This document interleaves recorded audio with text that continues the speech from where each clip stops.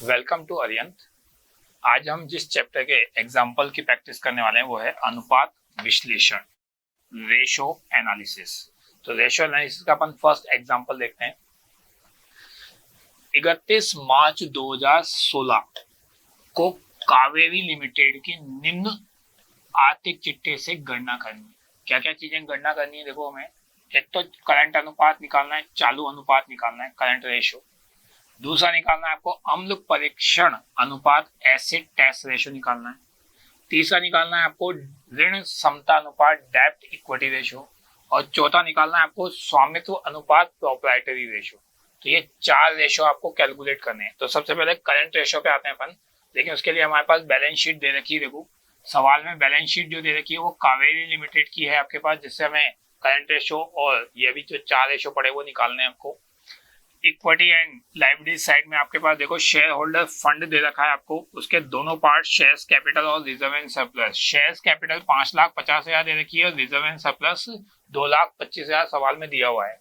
Non current liabilities के head में दे रखा है लॉन्ग टर्म बोरोइंग्स, उनकी वैल्यू आपके पास दे रखी है इसने 2,50,000 रुपए की। करंट लायबिलिटीज में आपको दे रखा है ट्रेड पेबल, जिसकी वैल्यू दे रखी है 75,000 की। तो टोटल लायबिलिटीज जो आ रही है वो 11 लाख रुपए की आ रही है आपके पास। एसेट साइड में देख लेते हैं क्या क्या एसेट दे रखी है आपको। एसेट साइड में फर्स्ट हेड आपका नॉन करंट एसेट दे रखा है, जिसमें फिक्स एसेट दे रखी है आपको 6 लाख रुपए की। नॉन करंट इन्वेस्टमेंट दे रखे हैं आपको 1,50,000 के। अदर नॉन करंट एसेट्स जो दे रखी है वो 25,000 की दे रखी है। करंट एसेट्स के हेड में इन्वेंट्री बोल दो या स्टॉक बोल दो, एक ही बात है आपके पास। ये दे रखा है आपको 1 लाख रुपए का। ट्रेड रिसीवेबल यानी डेटर्स या बिल्स रिसीवेबल दे रखे हैं 75,000 के। कैश एंड कैश इक्विवेलेंट जो दे रखा है वो 1,50,000 का। तो टोटल एसेट्स भी हमारे पास 11 लाख की दे रखी है, यानी 11 लाख की एसेट्स और 11 लाख की लायबिलिटीज जो दोनों बराबर आती है। हमारे पास एक नोट है इस क्वेश्चन से रिलेटेड, अन्य गैर चालू संपत्तियां जो है उनको प्रारंभिक व्यय माना जाए। यानी ये जो अदर नॉन करंट एसेट्स है इसको आपको प्राइमरी एक्सपेंसेस मानकर ट्रीट करना है कि ये आपके पास एक तरह की प्रारंभिक व्यय के खर्चों की अमाउंट दे रखी है हमें 25,000 रुपए की। तो ये तो क्वेश्चन का पार्ट था। अब सॉल्व करना शुरू करते हैं अपन। करंट एसेट्स निकालना है आपको, तो करंट रेशियो निकालने के लिए आपके पास करंट एसेट्स चाहिए और करंट लायबिलिटीज चाहिए। करंट रेशियो का फॉर्मूला है आपका current assets upon current liabilities. तो करंट एसेट्स में क्या क्या जोड़ेंगे, अभी अपन ने बैलेंस शीट में पढ़े थे। करंट एसेट्स के तीनों पार्ट थे, जिसमें स्टॉक था, ट्रेड रिसीवेबल था, कैश इक्विवेलेंट था। तो 1,75,000 और 1,50,000, तो ये वाली वैल्यू तीनों ऐड होगी आपके पास, तो करंट एसेट्स आ जाएगी। तो 1 लाख रुपए तो इन्वेंट्री के, 75,000 रुपए ट्रेड रिसीवेबल्स के और 1,50,000 कैश इक्विवेलेंट। टोटल हमारे पास जो करंट एसेट्स आ रही है वो 3,25,000 रुपए की आ रही है। करंट लायबिलिटीज में हमारे पास जो क्वेश्चन में दिया हुआ है वो आपके पास करंट लायबिलिटीज में एक ही चीज दे रखी है, ट्रेड पेबल 75,000 की। तो वो अपन ने लिए करंट लायबिलिटीज में ट्रेड पेबल 75,000 की। करंट एसेट्स को ऊपर रखो, यानी 3,25,000 की वैल्यू को ऊपर रखेंगे। करंट लायबिलिटीज को अपन नीचे रखेंगे 75,000 को। क्रॉस कर दो वैल्यू को, 75 से डिवाइड कर देंगे 325 को। डिवाइड करोगे आप तो आपके पास ये वैल्यू आ जाएगी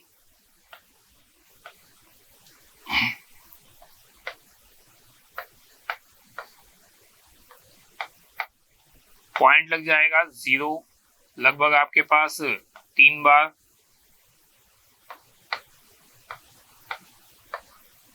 और ये आपके पास लगभग 35, तो लगभग 4.3 इस तरह से रेशो आ जाएगा 4.3:1। तो ये डिवाइड करके कैलकुलेट करना है, ये आप आराम से कर सकते हो। तो इस तरह से हमारे पास जो करंट रेशो कहलाएगा वो आएगा 4.33:1। नेक्स्ट रेशो पूछा था क्वेश्चन में हमारे पास acid test ratio. Acid test ratio का फॉर्मूला है आपका लिक्विड एसेट्स, लिक्विड एसेट बोल दो या क्विक एसेट्स बोल दो, liquid assets upon current liabilities. Current liabilities के लिए हमारे पास अभी जो हमने जस्ट इस सवाल में पढ़ा था कि करंट लायबिलिटीज कितनी थी 75, तो वही करंट लायबिलिटीज यहाँ भी आ जाएगी आपके पास। यानी करंट लायबिलिटीज तो हमारे पास फिक्स है 75,000 दी जाइए। लिक्विड एसेट्स कैसे निकालते हैं, तो लिक्विड एसेट्स में जो हमारी करंट एसेट्स है उसमें से हम स्टॉक को इंक्लूड नहीं करते और प्रिपेयर्ड को इंक्लूड नहीं करते। यानी करंट एसेट्स माइनस कर सकते हो आप स्टॉक या इन्वेंट्री प्लस प्रिपेयर्ड एक्सपेंसेस, इन दोनों को माइनस कर देंगे तो हमारे पास जो बचेगा करंट एसेट्स में से वो आपके पास लिक्विड एसेट्स कहलाएगी। तो हमारे पास एक तरीका तो ये, दूसरा तरीका हमारे पास जो क्वेश्चन में कि हमने दोनों करंट एसेट, 3 करंट एसेट्स थी हमारे पास, तीनों करंट एसेट्स में से इन्वेंट्री यानी स्टॉक को छोड़ दिया, बाकी दोनों को ऐड कर लिया, तो हमारी लिक्विड एसेट्स आ जाएगी 75,000 और 1,50,000 जोड़ेंगे तो 2,25,000 रुपए की। तो दोनों तरीके हैं, किसी भी तरीके से निकालो आंसर सेम आएगा आपका, 2,25,000 रुपए करंट एसेट्स आ जाएगी, current assets sorry liquid assets आ जाएगी। तो 2,25,000 की लिक्विड एसेट्स रख दी अपन ने, एसिड टेस्ट रेशो में 75,000 रुपए रख दिए, तो 2,25,000 को 75,000 से डिवाइड कर दो, और डिवाइड करोगे तो रेशो क्या आ जाएगा आपका 3:1, यानी 75 जो कट जाएगा आपका वो 3 बार कट जाएगा, तो 3:1 आपका रेशो आ जाएगा। ठीक है, तो ये आपके पास एसिड टेस्ट रेशो कैलकुलेट हो जाएगा। नेक्स्ट पॉइंट पे आते हैं अपन, जो तीसरा पॉइंट कैलकुलेट करवाया था डेब्ट इक्विटी रेशो। डेब्ट इक्विटी रेशो का फॉर्मूला था long term loans upon share holder fund. Long term loan में हमारे पास नॉन करंट लाइबिलिटीज का आता है आपके पास, तो सवाल में आपको नॉन करंट लाइबिलिटीज दे रखी थी, जरा उसको नजर डाल लेते हैं अपन। क्या दे रखा था नॉन करंट लाइबिलिटीज में, आपके पास लॉन्ग टर्म बोरोइंग दे रखे थे 2,25,000 रुपए की। शेयर होल्डर फंड जो है आपका, उसमें शेयर्स कैपिटल और रिजर्व एंड सरप्लस तो ऐड करते हैं, यानी 5,50,000 225 ऐड करेंगे, माइनस करते हैं अपन इसमें से फिक्टिशियस एसेट्स या आपके पास प्रीलिमिनरी एक्सपेंसेस। तो अभी आज सवाल में बताया था नीचे कि नॉन करंट एसेट्स में प्रीलिमिनरी एक्सपेंसेस मानना है, तो ये उसमें से क्या हो जाएगा आपका माइनस हो जाएगा। तो इस तरह से अप्लाई करेंगे तो आपके पास लॉन्ग टर्म बोरोइंग्स तो 2,50,000 की दे रखी है आपको, शेयर होल्डर फंड में शेयर्स कैपिटल आ गया, रिजर्व एंड सरप्लस आ गया, और उसमें से अपन माइनस कर रहे हैं प्रीलिमिनरी एक्सपेंसेस। तो आपके पास अमाउंट थी 550, 225, इन दोनों को ऐड कर रहे हैं और उसमें से 25,000 रुपए लेस कर रहे हैं, तो 7,50,000 रुपए का शेयर होल्डर फंड आ जाएगा। तो शेयर लॉन्ग टर्म वो लोन्स की अमाउंट ऊपर रखो, यानी 2,50,000 को ऊपर रखेंगे, शेयर होल्डर फंड की अमाउंट को नीचे रखेंगे, यानी 7,50,000 को डिवाइड करोगे तो आपके पास 25/75, और 25/75 करेंगे तो 0.33:1 आपका क्या आ जाएगा, रेशो आ जाएगा, डेब्ट इक्विटी रेशो। नेक्स्ट पार्ट पे आते हैं अपन, फोर्थ पॉइंट पे, जो क्वेश्चन में आपसे पूछा है प्रोप्राइटरी रेशो, स्वामित्व अनुपात। तो प्रोप्राइटरी रेशो में आपके पास फॉर्मूला देखो, इक्विटीज या फिर शेयर होल्डर फंड्स, इक्विटीज बोलो या शेयर होल्डर फंड बोलो एक ही बात है। शेयर होल्डर फंड अभी जस्ट निकाला था अपन ने, वही काम आएगा आपका, share capital plus reserve and surplus minus preliminary expenses, तो वही शेयर होल्डर फंड चाहिए, और उसको टोटल एसेट से क्या करना है आपको, डिवाइड करना है। यहाँ हम परसेंटेज में डिनोट कर रहे हैं इसलिए इंटू 100 और आ गया आपका। तो आपके पास शेयर होल्डर फंड तो हमारे पास पहले कैलकुलेट कर रखा है, वो का वही ले लेंगे अपन 7,50,000। दूसरा हमें चाहिए टोटल एसेट, तो टोटल एसेट्स में हमारे पास फिक्स्ड एसेट्स आ गई, नॉन करंट इन्वेस्टमेंट आ गए, इन्वेंटरीज आ गई, ट्रेड रिसीवेबल आ गए, कैश एंड कैश इक्विवेलेंट आ गए, यानी सारी एसेट्स आ गई, लेकिन प्रीलिमिनरी एक्सपेंसेस को इंक्लूड नहीं करेंगे क्योंकि वो एसेट्स का पार्ट नहीं होता, या यूं कहें कि उसकी मार्केट वैल्यू 0 होती है। तो हमारे पास सारी एसेट्स जोड़नी है, लेकिन फिक्टिशियस एसेट्स को शामिल नहीं करना है।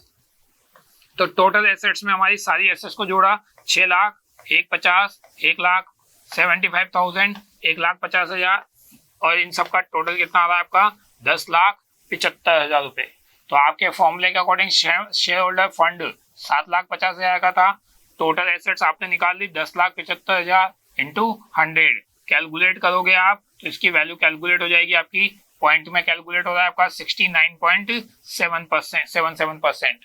तो ये आपके पास प्रोप्राइटरी रेशो कैलकुलेट हो जाएगा। तो हमारे पास जो एग्जांपल में 4 पार्ट पूछे थे वो इस तरह से सोल्व होंगे। अब आते हैं अपन सेकंड एग्जांपल पे।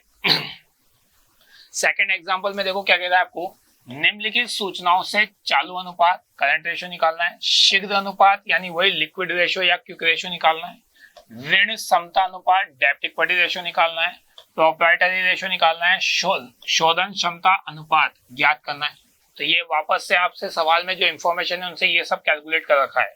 क्या क्या इंफॉर्मेशन देखो, current assets current liabilities 1 lakh रुपए की दे रखी है हमारे पास, शेयर्स कैपिटल अंश पूंजी 5 लाख की दे रखी है, सामान्य संचय जनरल रिजर्व 1 लाख के दे रखे हैं आपको, लाभ हानि खाते का क्रेडिट शेष आपको 1 लाख रुपए का दे रखा है, 10% आपके पास ऋण पत्र दे रखे हैं 3 लाख रुपए के, नॉन करंट एसेट्स 7 लाख की दे रखी है, गैर चालू संपत्तियां, स्कंद जो है स्टॉक जो है वो 2 लाख रुपए का दे रखा है, व्यापारिक प्राप्यताएं यानी कि ट्रेड रिसीवेबल्स 1,50,000 के दे रखे हैं, और कैश एंड कैश इक्विवेलेंट 50,000 दे रखा है। तो ये सवाल की इंफॉर्मेशन है, हमें जो जो इंफॉर्मेशन जिस फॉर्मूले में चाहिए उनको यूज करते जाएंगे।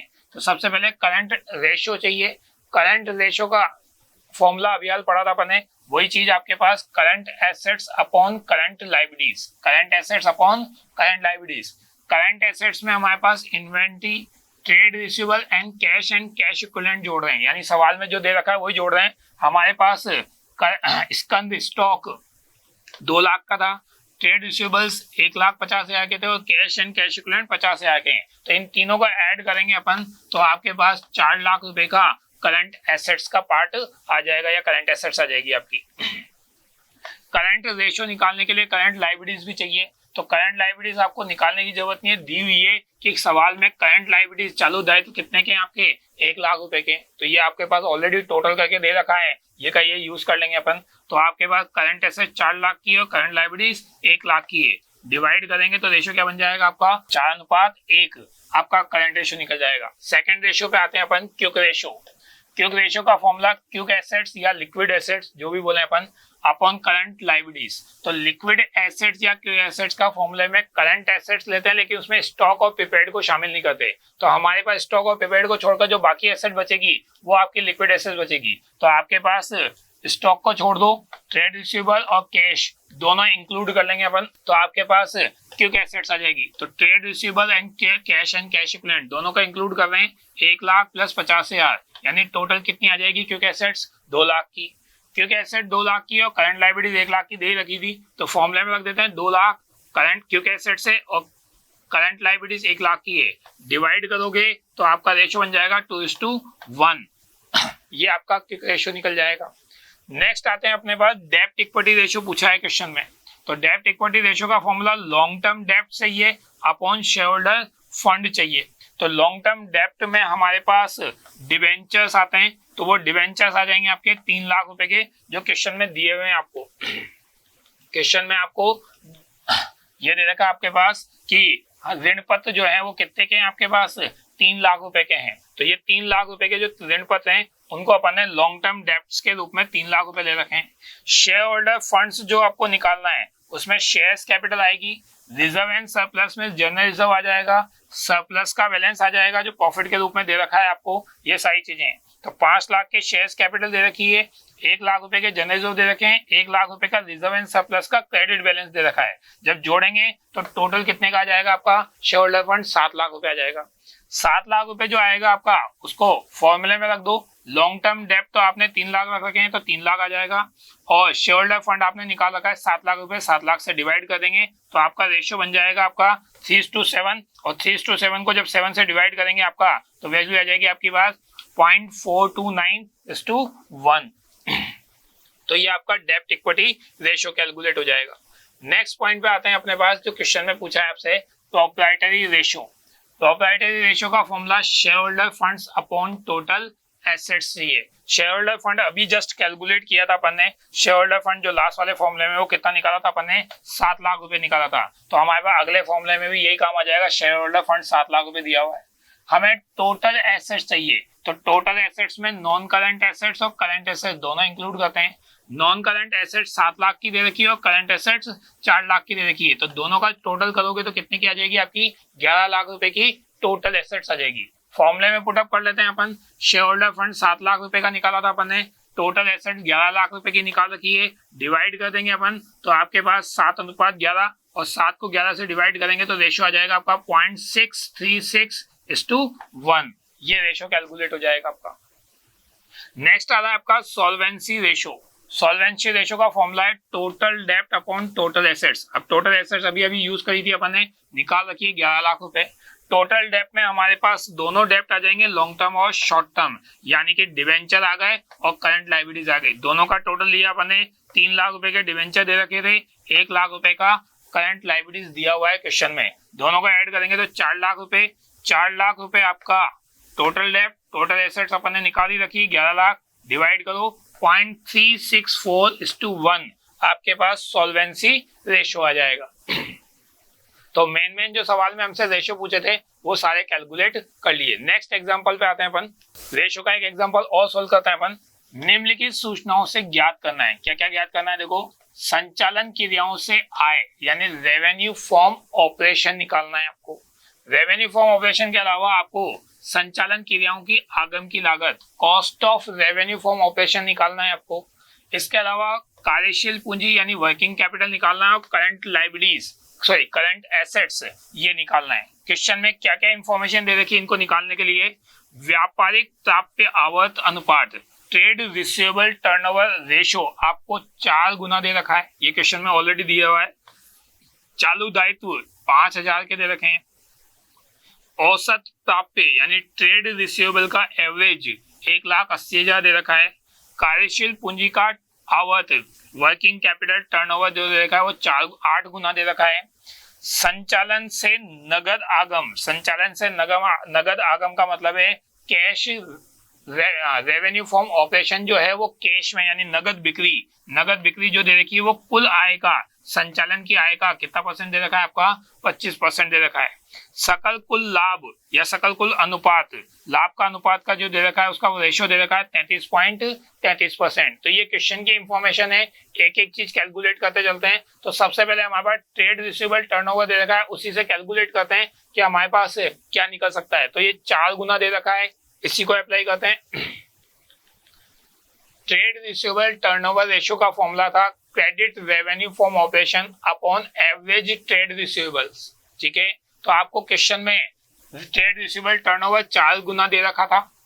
क्रेडिट रेवेन्यू हमारे पास नहीं है क्वेश्चन में, लेकिन ट्रेड रिसीवेबल्स आपको दे रखा है। औसत प्राप्य वो 1,80,000 का दे रखा है, तो उसी को पुटअप कर रहे हैं अपन। 1,80,000, ये 1,80,000 ऊपर क्रॉस मल्टीप्लाई हो जाएगा, तो 4 से 1,80,000 को मल्टीप्लाई कर देंगे। 1,80,000 इंटू 4, तो आपके पास क्रेडिट रेवेन्यू फ्रॉम ऑपरेशन निकल जाएगा, यानी क्रेडिट सेल निकल जाएगी आपकी। क्रेडिट रेवेन्यू फ्रॉम ऑपरेशन का मतलब क्या आ गया आपका? क्रेडिट सेल आ गई आपकी 7,20,000 रुपए की।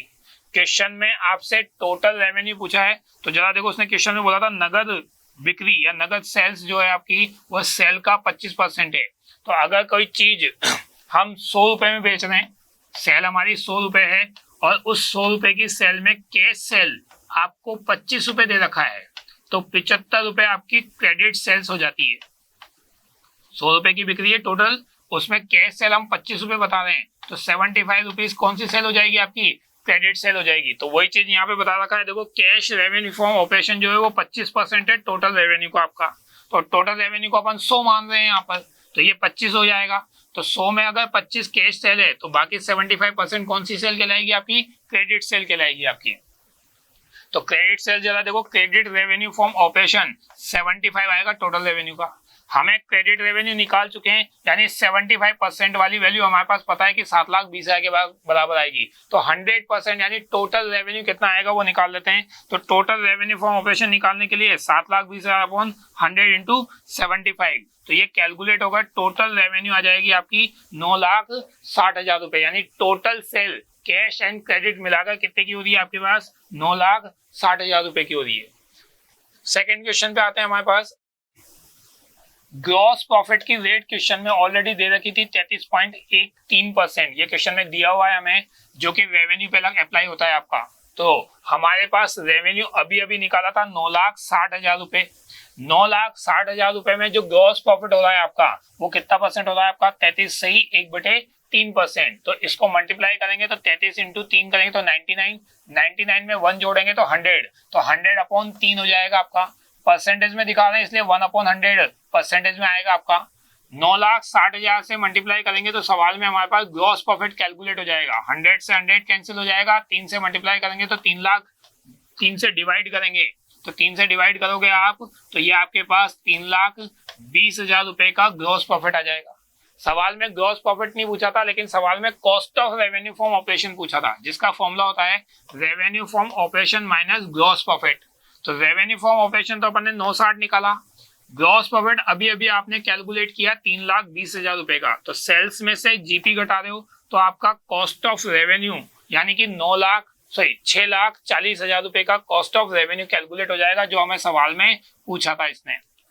तो 9,60,000 माइनस 3,20,000 करोगे तो 6,40,000 रुपए का क्या आ जाएगा आपका? Cost of revenue from operation आ जाएगा।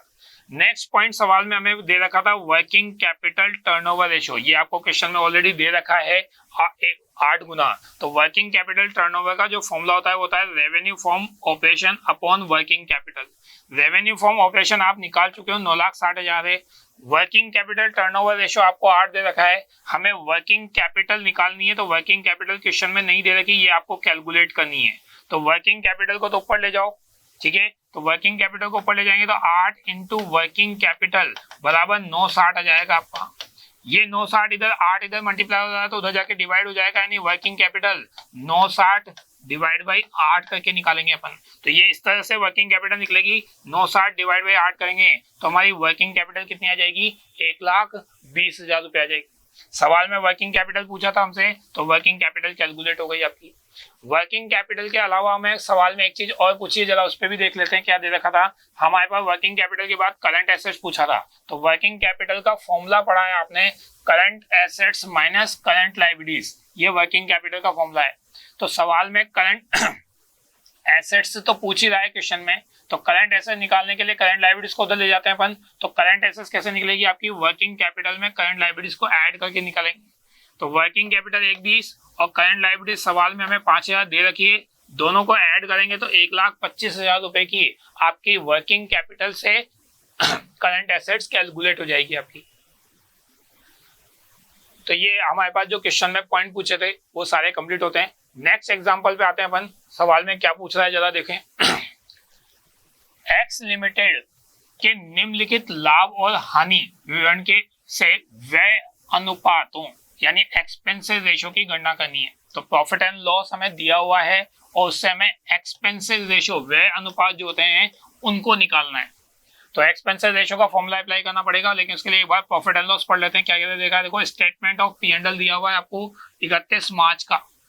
तो 31 मार्च को हमारे पास प्रॉफिट एंड लॉस में परिचालन से आए रेवेन्यू फ्रॉम ऑपरेशन यानी सेल कितने की दे रखी है आपके पास, 15,25,000 की। अदर इनकम अन्य आगम 1,25,000 की है। तो टोटल रेवेन्यू कितने का आ गया आपका, 16,25,000 का है। सवाल में एक्सपेंसेस में व्यापारिक स्टॉक का क्रय परचेज दे रखी है आपको 5,80,000 रुपए की। व्यापारिक माल के स्टॉक में परिवर्तन यानी चेंज इन स्टॉक जो दे रखा है वो कितने का दे रखा है आपको, 60,000 रुपए का दे रखा है। कर्मचारी हितार्थ व्यय एम्प्लॉय बेनिफिट एक्सपेंसेस कितने के दे रखे हैं आपको, 2 लाख रुपए के। हास या प्रयुत्सर्जन व्यय यानी कि आपके पास डेप्रीशिएशन और डेप्रीशिएशन के बाद अमोर्टाइजेशन एक्सपेंसेस कितने के दे रखे हैं आपको, 50,000 के। अन्य व्यय आपके पास 1,80,000 के दे रखे हैं। तो ये सारे एक्सपेंसेस का टोटल आ रहा है आपका 10,70,000। रेवेन्यू ज्यादा है तो रेवेन्यू में से एक्सपेंसेस घटाकर प्रॉफिट निकाल के दे रखा है आपको बिफोर टैक्स 5,80,000 रुपए का। ये सवाल में हमें स्टेटमेंट दे रखा है। और अन्य व्यय आपके पास जो डिटेल में दे रखे हैं वो कौन कौन से दे रखे हैं, कार्यालय व्यय आपको 75,000 रुपए दे रखे हैं। अन्य एक्सपेंसेस की डिटेल आपको यहाँ दे रखी थी, तो इसकी अन्य एक्सपेंसेस जो 1,80,000 हैं उसमें आपके पास कार्यालय व्यय कितने के दे रखे हैं, 75,000 के। वित्त व्यय 60,000 का दे रखा है। बिक्री एवं वितरण व्यय 45,000 के दे रखे हैं। तो ये एक्सपेंसेस की डिटेल है और सवाल में हमसे एक्सपेंसेस रेशियो ही पूछा है। तो एक्सपेंसेस रेशियो का फॉर्मूला अप्लाई करते हैं। क्या एक्सपेंसेस रेशियो का फॉर्मूला जरा देखो, पर्टिकुलर एक्सपेंसेस यानी जिस एक्सपेंसेस की बात कर रहे हैं उस एक्सपेंसेस की वैल्यू ऊपर रखनी है हमें, अपॉन रेवेन्यू फ्रॉम ऑपरेशन या नेट सेल नीचे रखना है इनटू 100। तो सबसे पहले अपन निकालते हैं एम्प्लॉय बेनिफिट एक्सपेंसेस रेशियो। तो एम्प्लॉय बेनिफिट एक्सपेंसेस रेशियो में देखो एम्प्लॉय की अमाउंट दे रखी है, एम्प्लॉय बेनिफिट एक्सपेंसेस का 2 लाख अमाउंट दे रखा है और नेट सेल देखें तो 15,25,000 की दे रखी है। तो अप्लाई कर देते हैं इसको, 2 लाख रुपए का तो एम्प्लॉय बेनिफिट एक्सपेंसेस और 15,25,000 रुपए की रेवेन्यू फ्रॉम ऑपरेशन इनटू 100 कर रहे हैं। तो जब मल्टीप्लाई करके क्रॉस डिवाइड करोगे तो वैल्यू आ जाएगी आपके पास 13.11%। तो ये आपके पास एम्प्लॉय बेनिफिट एक्सपेंसेस रेशियो आ जाएगा। दूसरा निकालना है आपको depreciation and amortisation expenses ratio. तो एक्सपेंसेस दूसरा में ये दे रखा था, तो डेप्रीशिएशन एंड अमोर्टाइजेशन को ऊपर रख देते हैं अपन, नीचे ले लेते हैं अपन रेवेन्यू फ्रॉम ऑपरेशन ले लेते हैं। रेवेन्यू फ्रॉम ऑपरेशन को नीचे ले लेते हैं। तो सवाल में डेप्रीशिएशन की अमाउंट 50,000 दे रखी थी, रेवेन्यू फ्रॉम ऑपरेशन की वैल्यू आपको 15,25,000 रुपए दे रखी है। इंटू 100 मल्टीप्लाई करके जब डिवाइड करोगे तो वैल्यू आ जाएगी आपके पास 3.28%। ये आपके पास डेप्रिसिएशन रेशियो आ जाएगा। नेक्स्ट रेशियो दे रखा है आपके पास office expenses ratio. Other expenses की जो डिटेल पड़ी थी अभी अपन ने, उस एक्सपेंसेस में आपके पास ऑफिस एक्सपेंसेस दे रखे थे 75,000 रुपए के, वित्तीय व्यय दे रखे थे आपको 60,000 रुपए के, फाइनेंस कॉस्ट और सेलिंग एंड डिस्ट्रीब्यूशन का खर्चा दे रखा था 45,000 के। तो ये जो खर्चे दे रखे हैं इनका रेशियो निकाल रहे हैं। तो इनका रेशियो निकालने के लिए ऑफिस एक्सपेंसेस निकाल रहे हैं, तो ऑफिस एक्सपेंसेस को ऊपर रख रहे हैं, नीचे रख रहे हैं रेवेन्यू फ्रॉम ऑपरेशन इंटू या नेट सेल इंटू 100। 75,000 के ऑफिस एक्सपेंसेस, नेट सेल आपको 15,25,000 रुपए की दे ही रखी है, इंटू 100 डिवाइड करोगे और वैल्यू निकालोगे तो कितने आ जाएगी आपकी 4.92%। फाइनेंस एक्सपेंसेस रेशियो निकालेंगे तो फाइनेंस एक्सपेंसेस को ऊपर रखेंगे, नीचे रेवेन्यू फ्रॉम ऑपरेशन इंटू या फिर नेट सेल, दोनों एक ही चीज होती है, इंटू 100। तो फाइनेंस एक्सपेंसेस हमें 60,000 के दे रखे हैं, नेट सेल हमें 15,25,000 की दे रखी है, इंटू 100 करेंगे तो उसकी परसेंटेज निकल जाएगी आपकी 3.93%। और लास्ट एक्सपेंसेस वो दे रखा है हमारे पास selling and distribution expenses ratio. तो सेलिंग एंड डिस्ट्रीब्यूशन एक्सपेंसेस को ऊपर रखो, नेट सेल से डिवाइड कर दो इंटू 100। तो सेलिंग एक्सपेंसेस 45,000 के दे रखे हैं, नेट सेल हमारे पास 15,25,000 की दे रखी है, इंटू 100। तो आपके पास सेल्स आ जाएगी, सेल्स से रेशियो निकल जाएगा आपका 2.95%। तो ये सारे एक्सपेंसेस जितने भी क्वेश्चन में दे रखे थे, सारे एक्सपेंसेस के रेशियो हम इस तरह से कैलकुलेट कर सकते हैं। नेक्स्ट एग्जांपल और दे रखा है हमारे पास एक और रेशियो से रिलेटेड, निम्नलिखित सूचनाओं में अग्रलिखित अनुपात ज्ञात कीजिए। अब कौन कौन सा अनुपात पूछ रहा है, देखो चालू अनुपात पूछ रहा है, सकल लाभ अनुपात पूछ रहा है, परिचालन अनुपात पूछ रहा है, शुद्ध लाभ अनुपात पूछ रहा है और विनियोगों पर प्रत्यय पूछ रहा है। तो ये 5 रेशियो हमें और कैलकुलेट करने हैं इस एग्जांपल में।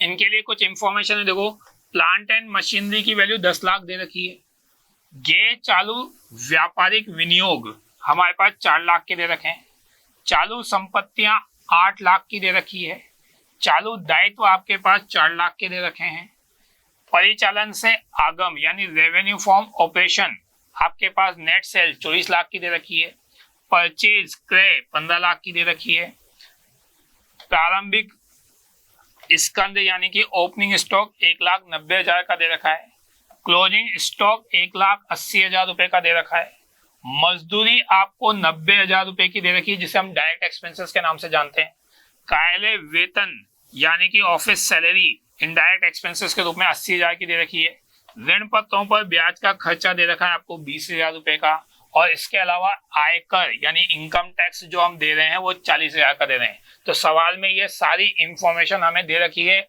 इस इंफॉर्मेशन को यूज करते हुए हम एक एक चीज निकालते हैं। सबसे पहले करंट रेशियो निकालते हैं। करंट रेशियो के लिए करंट एसेट्स और करंट लायबिलिटीज चाहिए। करंट एसेट्स आपको 8 लाख की दे रखी है, करंट लायबिलिटीज आपको 4 लाख की दे रखी है। तो फॉर्मूले में पुटअप करते हैं अपन, करंट रेशियो निकाल रहे हैं, current assets upon current liabilities. 8 lakh रुपए करंट एसेट्स दे रखी है, 4 लाख रुपए की करंट लायबिलिटी दे रखी है, काट कर वैल्यू कैलकुलेट करोगे तो 2:1 आपका रेशियो कैलकुलेट हो जाएगा। सेकंड रेशियो पे आते हैं, हमारे पास ग्रॉस प्रॉफिट रेशियो पूछा था क्वेश्चन में। सेकंड रेशियो पे आते हैं, सेकंड रेशियो सवाल में देखा है सकल लाभ अनुपात, ग्रॉस प्रॉफिट रेशियो निकालना है। तो ग्रॉस प्रॉफिट रेशियो के लिए gross profit upon revenue from operation या नेट सेल इंटू 100। क्वेश्चन में नेट सेल तो आपको दे रखी है 24 लाख रुपए की, जीपी नहीं दे रखा तो जीपी निकालना पड़ेगा हमारे पास, और जीपी निकालने का फॉर्मूला होता है revenue from operation minus cost of revenue from operation. तो हमारे पास रेवेन्यू फ्रॉम ऑपरेशन तो दे रखा है, cost of revenue from operation नहीं दे रखा, तो वो निकालते हैं। Cost of revenue from operation का फॉर्मूला होता है ओपनिंग स्टॉक ये रहा, plus purchase plus direct expenses minus closing stock. यहाँ आगे पीछे लिखा हुआ है, कोई दिक्कत नहीं है, फॉर्मूला जैसे याद हो आपको कि परचेज में हमें ओपनिंग स्टॉक जोड़ना है, क्लोजिंग स्टॉक घटाना है और वेजेस को ऐड करना है। तो सवाल में आपके पास परचेज 15 लाख की दे रखी है, ओपनिंग स्टॉक 1,90,000 का दे रखा है, माइनस कर रहे हैं क्लोजिंग स्टॉक 180 का, वेजेस को ऐड करेंगे अपन 90,000 रुपए की। तो आपके पास 15 लाख प्लस 190 माइनस 180 प्लस 90,000 रुपए, इन सबको एडलेस करेंगे तो हमारा कॉस्ट ऑफ रेवेन्यू जो आएगा वो 16 लाख रुपए का आएगा। कॉस्ट ऑफ रेवेन्यू यानी रेवेन्यू फ्रॉम ऑपरेशन में से कॉस्ट ऑफ रेवेन्यू घटाते हैं तो जीपी आता है आपके पास। तो आपके पास जीपी निकालने के लिए रेवेन्यू 24 लाख का है, कॉस्ट ऑफ रेवेन्यू 16 लाख का है, लेस करेंगे तो ग्रॉस प्रॉफिट कितने का आ जाएगा आपका 8 लाख का जाएगा। तो ग्रॉस प्रॉफिट निकालने के लिए हमारे पास ये सारी कैलकुलेशन करी अपन ने। ग्रॉस प्रॉफिट 8 लाख निकाल चुके हो आप, नीचे डिवाइड कर रहे हैं अपन रेवेन्यू फ्रॉम ऑपरेशन से जो ऑलरेडी 24 लाख दे ही रखा है इंटू 100। तो आपके पास ग्रॉस प्रॉफिट रेशो में 8 lakh into 24 lakh into 100 calculate करोगे आप, तो आपके पास 100 डिवाइड बाई 3 करते हैं तो 33.33% आपके पास ग्रॉस प्रॉफिट रेशो कैलकुलेट हो जाएगा। नेक्स्ट रेशो पे आते हैं जो हमें सवाल में कैलकुलेट करने को कहा था। तो नेक्स्ट रेशो कौन सा कैलकुलेट करवा रहा है आपसे? परिचालन अनुपात, ऑपरेटिंग रेशो। ऑपरेटिंग रेशो का फॉर्मूला क्या होता है? ऑपरेटिंग रेशो का फॉर्मूला है cost of revenue from operation plus operating expenses upon revenue from operation into 100। अभी अपन ने लास्ट फॉर्मूले में cost of revenue from operation निकालना सीखा था। तो cost of revenue from operation निकाल रखा है अपन ने ऑलरेडी सवाल में 16 लाख रुपए के। ऑपरेटिंग एक्सपेंसेस में हमारे पास एक्सपेंसेस में ऑफिस सैलरी दे रखी है जो 80,000 की दे रखी है। तो ये दोनों क्वेश्चन में दे रखा है तो दोनों को ऐड कर लेते हैं। 16 लाख प्लस 80,000, ये दोनों को जोड़ेंगे तो हमारी ऑपरेटिंग कॉस्ट आ जाएगी। और सर रेवेन्यू फ्रॉम ऑपरेशन से डिवाइड कर रहे हैं 24 लाख से, तो 16 लाख 80,000 अपॉन 24 लाख करेंगे तो इंटू 100 करके परसेंटेज आ जाएगी आपकी ऑपरेटिंग रेशो की 70% रेशो आ जाएगा आपका। फोर्थ पॉइंट और पूछ रहा है आपसे net profit ratio. Net profit ratio निकालने के लिए नेट प्रॉफिट को ऊपर रखेंगे अपन, रेवेन्यू फ्रॉम ऑपरेशन को नीचे रखेंगे इनटू 100, ये कैलकुलेट करना है। तो नेट प्रॉफिट निकालने के लिए हमारे पास सवाल में ग्रॉस प्रॉफिट अपन निकाल चुके हैं, उसमें से हमारे जो एक्सपेंसेस है इनडायरेक्ट एक्सपेंसेस वो लेस कर रहे हैं, ऑफिस सैलरी का, इंटरेस्ट ऑन डिवेंचर्स का और इनकम टैक्स का, ताकि नेट प्रॉफिट आफ्टर टैक्स निकाल सकें। तो सवाल में ग्रॉस प्रॉफिट तो हमने निकाल ही रखा था 8 लाख रुपए का, ऑफिस सैलरी 80,000 रुपए की दे रखी है, इंटरेस्ट ऑन डिवेंचर हमें सवाल में दिया हुआ था 20,000 रुपए का और इनकम टैक्स भी हमें सवाल में दे रखा था 40,000 रुपए का। इन सबको लेस करोगे तो ये प्रॉफिट आफ्टर टैक्स, क्योंकि हम टैक्स भी लेस कर चुके हैं, तो प्रॉफिट आफ्टर टैक्स कितना जाएगा आपका? 6,60,000 रुपए का प्रॉफिट आफ्टर टैक्स आ जाएगा।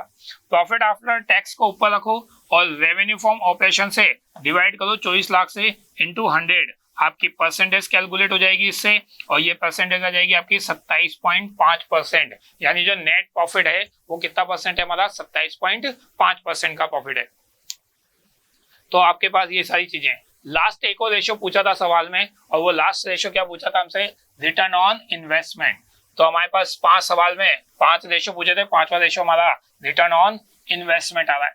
रिटर्न ऑन इन्वेस्टमेंट का जो फॉर्मूला है वो क्या होता है? नेट प्रॉफिट चाहिए हमें before interest, tax and dividend. तो हमारे पास बिफोर इंटरेस्ट एंड टैक्स का मतलब टैक्स और इंटरेस्ट नहीं घटा रखा हुआ अपन ने, वो प्रॉफिट चाहिए हमें, और कैपिटल एम्प्लॉयड से डिवाइड करेंगे इनटू 100।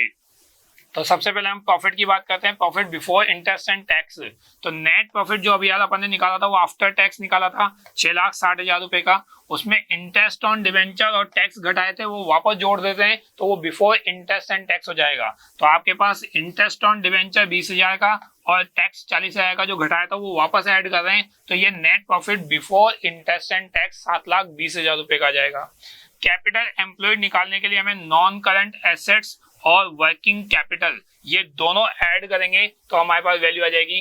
नॉन करंट एसेट्स में हमें प्लांट एंड मशीनरी और नॉन करंट इन्वेस्टमेंट दिया हुआ है क्वेश्चन में, तो आपके पास 10 लाख रुपए की तो प्लांट एंड मशीनरी और 4 लाख रुपए के नॉन करंट इन्वेस्टमेंट जोड़ेंगे तो आपके पास नॉन करंट एसेट्स आ जाएगी 14 लाख रुपए की। वर्किंग कैपिटल हमें क्वेश्चन में दे रखा है, current assets minus current liabilities से वर्किंग कैपिटल निकाल सकते हैं अपन। वर्किंग करंट एसेट्स आपकी 8 लाख की थी, करंट लायबिलिटीज आपकी 4 लाख की है, घटाओगे तो आपकी वर्किंग कैपिटल आ जाएगी। कैपिटल एम्प्लॉयड का फॉर्मूला था नॉन करंट एसेट्स यानी 14 लाख ले रहे हैं और आपकी वर्किंग कैपिटल 4 लाख ले रहे हैं, दोनों को ऐड करेंगे तो टोटल कैपिटल एम्प्लॉयड कितने का जाएगा आपका? 18 लाख रुपए का जाएगा।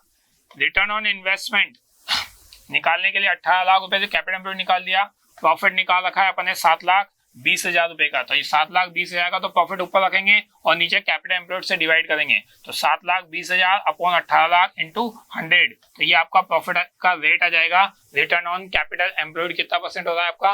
40%। रिटर्न ऑन इन्वेस्टमेंट बोल दो या रिटर्न ऑन प्रॉफिट बोल दो, sorry return on capital employed या रिटर्न ऑन इन्वेस्टमेंट, कितना परसेंट आ जाएगा आपका? 40% आ जाएगा। तो थैंक यू वेरी मच।